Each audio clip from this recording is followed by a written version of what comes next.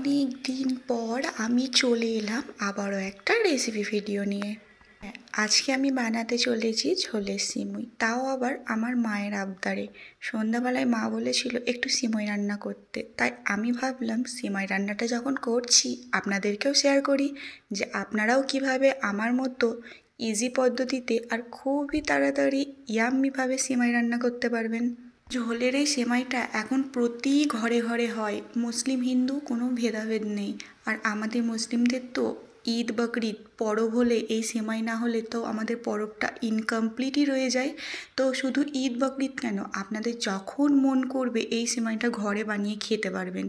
যারা ভাবেন যে সেমাই রান্না করা খুবই কঠিন, তারা কিন্তু অবশ্যই আমার এই ভিডিওটা পুরোটা দেখতে থাকুন। আপনারাও খুবই সহজ পদ্ধতিতে কিন্তু আমার মতোই সেমাই বানিয়ে ফেলতে পারবেন। তো প্রথমেই দেখলেন আমি 500 দুধ এই জাল করে নিয়েছি, আর দুধে দিয়েছিলাম সামান্য পরিমাণে জল। তো ওটা যখন ফুটে গিয়েছিল ওখানে 4-5টা মতো আমি দিয়ে দিয়েছিলাম এলাচ, আর একটা দিয়েছিলাম তেজপাতা। তো ভালো করে দুধের সাথে মিক্স করার পর আমি আগে থাকতে কাজু কিশমিশগুলো ঘিয়ে ফ্রাই করে নিয়েছিলাম, সেটাও দিয়ে দিলাম। সেটাও ভালো করে দুধের সাথে মিক্স করার পর আমি দিয়ে দিলাম এখানে সেমাইগুলো। দেখতে পাচ্ছেন তো সেমাইগুলো লাল লাল করা? হ্যাঁ, সেমাইগুলোও কিন্তু আমি ঘিয়ে ফ্রাই করে নিয়েছিলাম। অবশ্যই আপনারা সেমাইগুলো ঘিয়ে একটু ফ্রাই করে নেবেন, তাহলে কিন্তু খেতে অনেক টেস্টি হবে আর সেমাই রান্নাটা পারফেক্ট হবে। তো এরপর যখন সেমাইটা ফুটে এলো, এখানে মিষ্টির জন্য আমি চিনি ব্যবহার করছি। তো আমি আধা কাপ মতো চিনি দিয়েছি, আমাদের পরিমাণ মতো মিষ্টি অনুযায়ী, সেটা আপনারা আপনাদের পরিমাণ মতো ব্যবহার করবেন।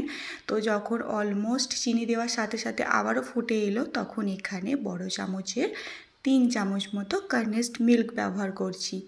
আপনাদের কাছে যদি এই মিল্কটা না থাকে আপনারা অবশ্যই স্কিপ করে যাবেন আর চিনির পরিমাণটা একটু বাড়িয়ে দেবেন। আর এই মিল্কটা দিলে কি হয়, সেমাই রান্নাটা আরও টেস্ট হয়।